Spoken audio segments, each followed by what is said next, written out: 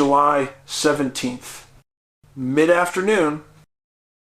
The sun is high, but the thick, ancient canopy of the Okanogan National Forest in Washington state makes it feel like perpetual twilight. This was supposed to be a quiet family outing.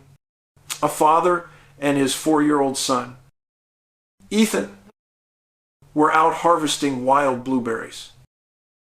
The perfect, idyllic summer moment. The father, we'll call him Mark, had his head down, focused on a particularly thick, ripe patch. He wasn't more than 20 feet from his boy. Ethan, small for his age, was humming happily, dropping berries into his little metal bucket. Mark says he looked up for no more than 10 seconds. He looked up to stretch his back, felt the strange coolness of the air, and when he looked back down, the humming had stopped. Ethan. He called louder. Ethan. The woods just absorbed the sound. There was nothing. The silence of the woods is not just a lack of sound. It's an absence. A terrible, sudden hollow that chills you to the bone. Mark immediately dropped his own bucket and ran the few feet to where his son was just standing. He saw the small, scuffed boots, prints, and then they just stopped. There was no sign of a struggle, no broken branches, no dropped toy. Just the full bucket of berries, tipped over, and the chilling, sudden silence. He was gone. Vanished in a matter of seconds. This is the foraging trap, and it's one of the most consistent and most disturbing profile points in the cases. I call Missing 411. Hello everyone, I'm David Paulides, and welcome back to the Missing 411 investigation. We are dealing with things that simply shouldn't be possible. For years, we've meticulously documented thousands of unexplained disappearances across North America, and increasingly around the world. These are cases that defy all traditional search and rescue logic. Cases that the Park Service and other governmental agencies simply cannot, or will not, explain. We've developed what we call profile points, the identical, repeating circumstances that link these disparate, impossible disappearances together. And one of the most chilling profile points centers around the simple, quiet act of foraging. People simply looking for food in the wilderness. Why? Because the act of foraging requires a person to focus down. You're concentrating on the ground. Your senses are narrowed to the task. Your spatial awareness is compromised. And your attention is elsewhere. It's a moment of singular vulnerability. A precise window of opportunity for something to approach unseen. Today, we're going to examine 3 cases that fall squarely into this berry picker profile. And we're going to connect them using the familiar, horrifying pattern of the Missing 411 phenomenon. We go first to the Great Smoky Mountains National Park. June 14th, 1969. This is one of the foundational, most terrifying cases in the catalog. 6-year-old Dennis Martin was on a Father's Day camping trip with his family near Spence Field. A joyous summer day in a heavily populated, yet deep, park. Around 4:30 p.m., Dennis and his brother and cousin were planning a harmless surprise. The boys split up to approach the adults from different directions. The cousin watched Dennis crouch behind a small cluster of bushes near a creek. I'm stating the facts here. Near water and near dense cover. Dennis was only out of sight for about a minute, but he never appeared. he was gone. Vanished. Silently. The family started searching immediately. The park ranger was notified within the hour. But here is where the profile points slam into the case. The silence. No one heard a scream. Not a whimper. Nothing. A child vanished silently from a place surrounded by people. Canine inability expert tracking dogs were brought in immediately. I mean the best they had.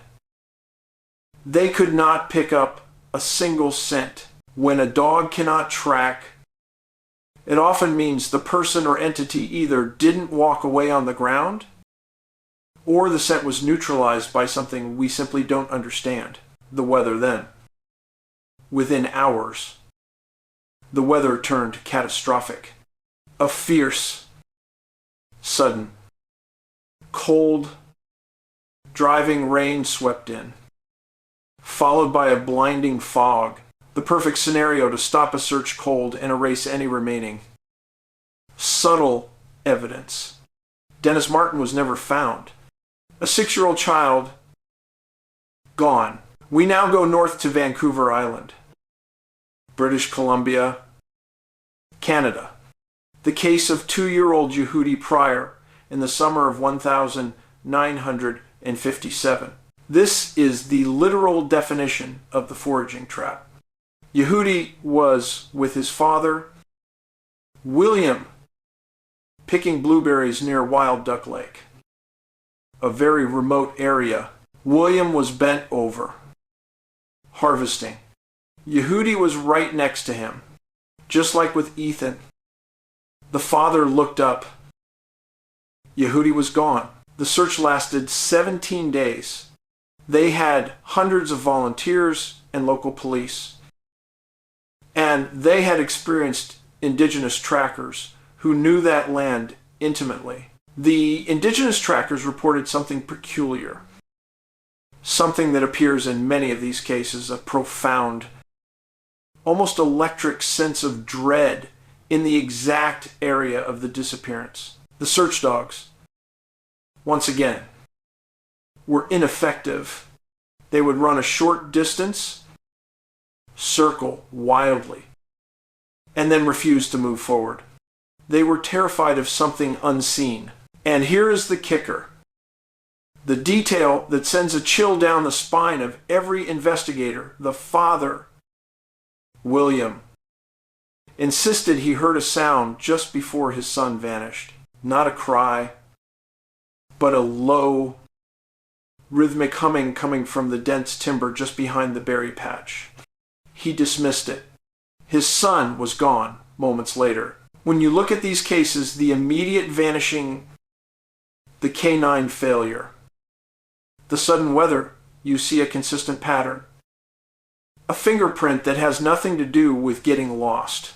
Children, especially small ones like Yehudi and Dennis, vanish in the blink of an eye. They are not lost after hours. They are gone in seconds from under observation. Normal children move slowly. They trip. They cry out when they're scared. They don't just cease to exist. Silently. Like a light switch being flipped off. The canine failure is key. For an entity to move a person without leaving a scent, they would have to be either airborne or moving across a surface that simply does not hold scent. Then, almost as a secondary layer of protection for whatever took them. Bad weather, sudden snow, torrential rain, or thick fog rolls in almost immediately after the report is made. This phenomenon is too frequent, too precise, to be coincidence. It is an intentional act to seal the evidence and stop the search cold. The fact that so many people vanish while picking berries or mushrooms suggests a form of bait. These are often secluded, isolated areas. The victim is in a state of deep, singular distraction. It is an ambush predator's perfect setup. A psychological and physical trap. I've presented the facts. I've shown you the impossible connections. Now, we must ask what is capable of this. What can take a human in a split second, silence them, defy our best tracking dogs, and operate across vast distances of rugged terrain?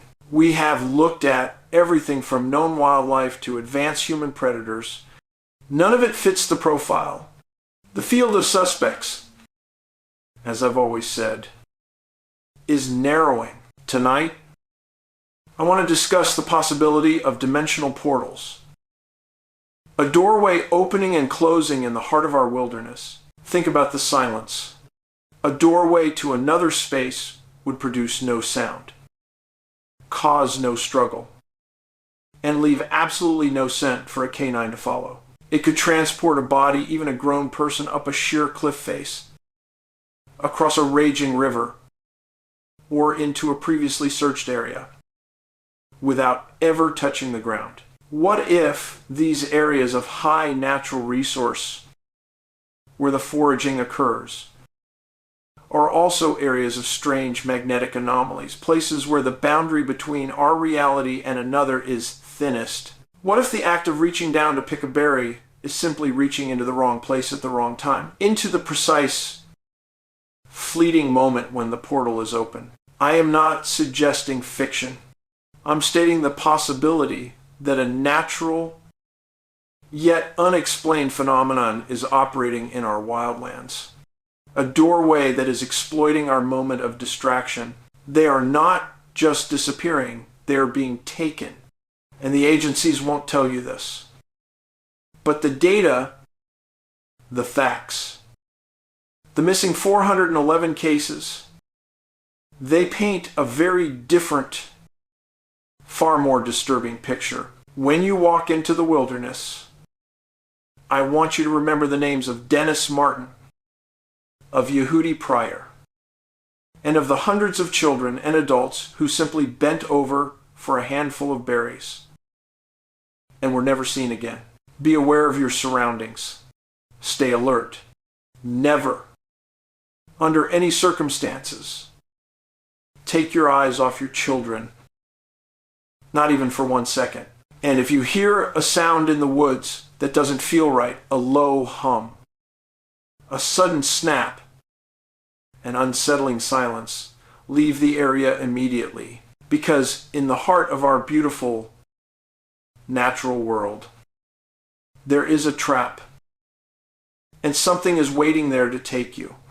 I'm David Paulides, and I'll be back with more Missing 411.